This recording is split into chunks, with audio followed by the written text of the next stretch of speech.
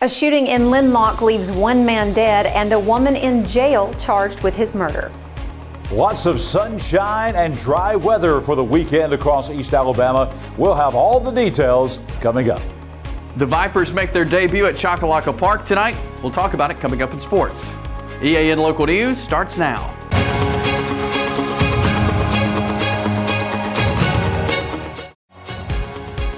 This segment of EAN Local News is brought to you by Waldrop Manufacturing, metal buildings made right here in Calhoun County. Good evening and thank you for watching East Alabama Now Local News for Friday, June 23rd, 2023. I'm Katie Edwards. And I'm Mike Stedham. Anniston police have arrested 35-year-old Tankia Lachey Thomas and charged her with murder in the shooting death of an Anniston man on Thursday. Police began their search for Thomas shortly after they started investigating the death of 39-year-old Trevino L. Burnett, who is believed to have been shot during an incident Thursday morning in the 4300 block of Skyline Drive in Lenlock. Police answered a call to that residence around 10 Thursday morning when neighbors reported hearing gunshots. While on their way to the call, officers were notified that several vehicles were leaving the scene at a high rate of speed. Officers made contact with one of the vehicles near the intersection of Noble Street and 21st Street. While talking with the occupants, officers found Burnett, who was deceased from a gunshot wound. After further investigation, police put out a bulletin for Thomas, who was listed as armed and dangerous. At the same time, police issued a bulletin for 36-year-old Thomas Tremaine Cunningham, who is wanted for questioning in connection with this case. This morning, Anniston police issued an update stating that both Thomas and Cunningham had been found and arrested. The investigation into the case is ongoing, and anyone with information about the incident is asked to contact the Anniston Police Department's Investigative Division at 256-240-4000. When we return, Anniston officials are closing off some city streets in anticipation of a big crowd for Saturday's Heritage Festival in Zen Park. Well, my name's Mike Craven, and we recently purchased an open carport, metal carport from Waldrop Manufacturing. I have an extra car, we have a very small home, very small driveway, and I needed somewhere just to park another vehicle, just out of the weather.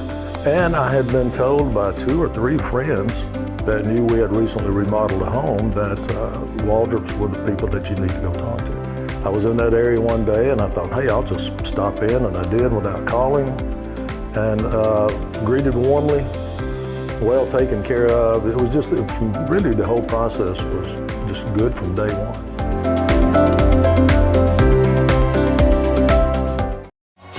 This segment of EAN Local News is brought to you by WM Grocery, located in Heflin, Wadowee, Roanoke, and in Piedmont. The multi-platinum R&B band Silk will be headlining Saturday's Heritage Festival in Anniston Zen Park as part of the city's Juneteenth celebration. Several other bands will also play this free concert. The event starts at 2 p.m. To accommodate the expected crowds, Anniston police plan to block off the streets around the park starting early Saturday morning. The streets to be closed are West 13th to Gurnee, Gurnee to West 14th, West 14th to Moore, and Moore to West 13th. Those closures will start at 6:30 a.m. and the streets will reopen after 11 p.m. If you're looking to hear some good music Sunday evening, Heflin Baptist Church will be hosting a community-wide concert as a fundraiser for their Frontline Student Ministry. The concert is Sunday, June 25th at 6 p.m., and proceeds will help fund the retreat scheduled this year for the students. In addition to the Heflin Baptist Adult Choir and Frontline Student Ministry Choir, the singing will also feature the Heflin Baptist Quartet and several local favorites such as Ryan and Missy Robertson and Chad Robertson, the Bell House Choir, and Dalton McSwain. Well, lots of outdoor activities planned for this weekend. Yes, and maybe we'll have good weather for those. Let's keep our fingers crossed. Jon Holder is going to join us right now in the EAN Weather Center. John, We're going to be able to make it through this weekend without too much rain?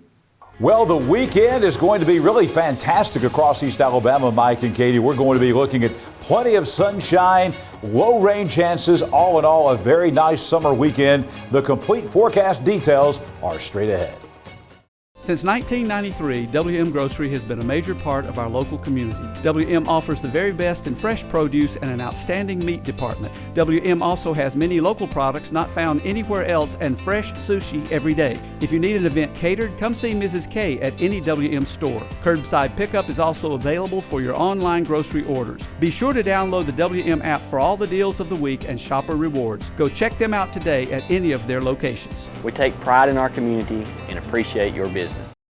Lots of sunshine today across East Alabama. Temperatures warming up as well. All in all, a very nice Friday across East Alabama. That's going to continue into the weekend. 84 for the high today. That's still below average for this time of year. The morning low at 66 again. That's also a little bit below the average. 99 for the record high temperature, 52 for the record low. And again, the sunset time at 7:57, almost 8 o'clock. Still plenty of sunshine and daylight, even well after 8 o'clock tonight across East Alabama.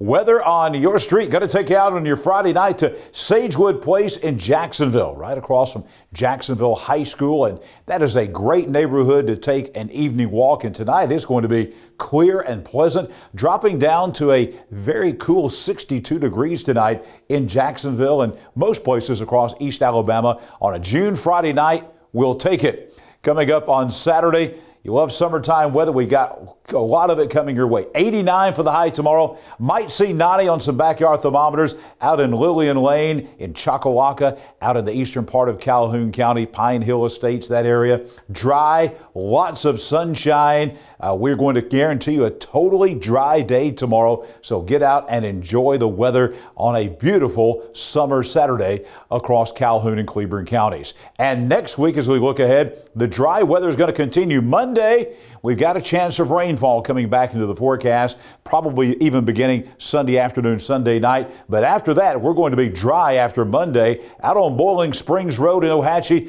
Get ready for summertime out in the western part of the county because we're looking at low 90s out on Boiling Springs Road in Ohatchee and the rest of Calhoun County for most of next week. The 7-day forecast is looking more like we expect it to look for late June and early July in Alabama. This will take us all the way through the end of June.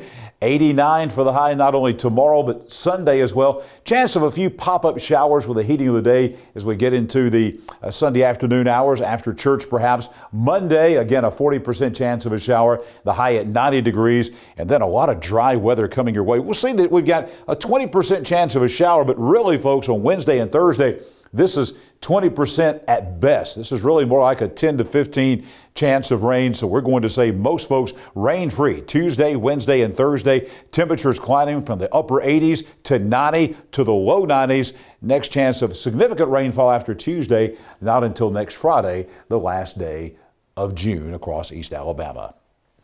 Let's take a look at the tropics. We talked about Brett at the beginning of the week. We'll end the week talking about Brett. Earlier, the thinking was that Brett might go up here into the Gulf of Mexico. That is not going to be a case. Brett is not going to be a hurricane either. We're basically going to downgrade to a tropical depression and will go and make landfall here in Central America. So no threat whatsoever to the Alabama, Florida, and Mississippi and Louisiana Gulf Coast there. Then behind that, we've got Cindy, another named tropical storm. Same kind of deal. We expect Cindy to actually weaken and move off to the Atlantic and not be a threat to the Gulf of Mexico. So even though we have two named storms, neither one of those are going to be threats to us here in East Alabama or to the Alabama and Florida Gulf Coast. Well, coming up this weekend, the Vipers have their home opening series, and Chase Robinson has all the details right now in sports.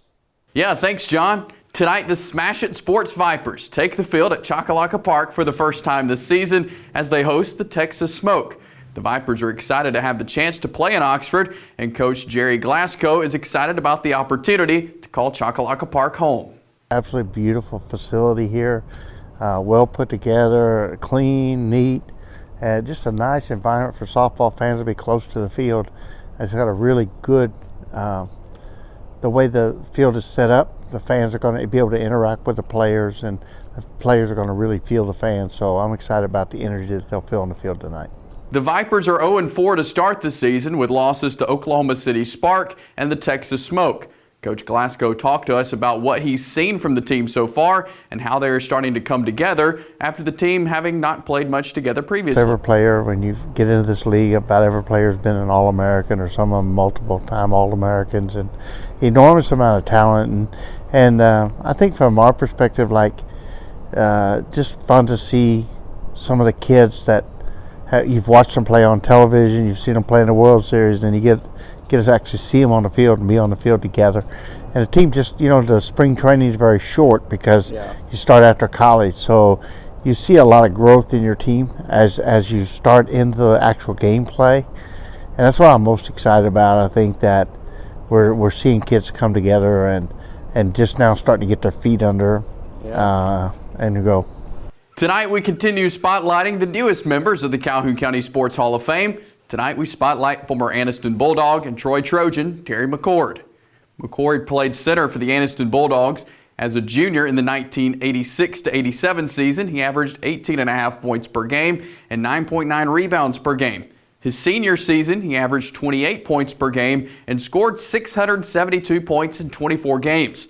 After high school, he went to play at Snead State Community College on scholarship, and after 2 seasons went to play at Troy.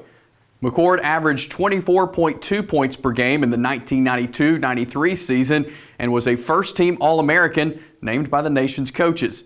At the time of his induction into the Troy University Sports Hall of Fame in 2016, McCord remained Troy's only first-team basketball All-American, and his 24.2 points per game remained the singles-season scoring record for the school.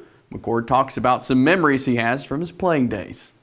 You know what, a lot of people say the memories and stuff, and I think they expect you to say on the court. But most of my fondest memories are just the camaraderie that you have with your teammates and, just being around, a group of guys that you're going to battle with. And it mostly off the court, just the laughing, joking, and the building of the brotherhood.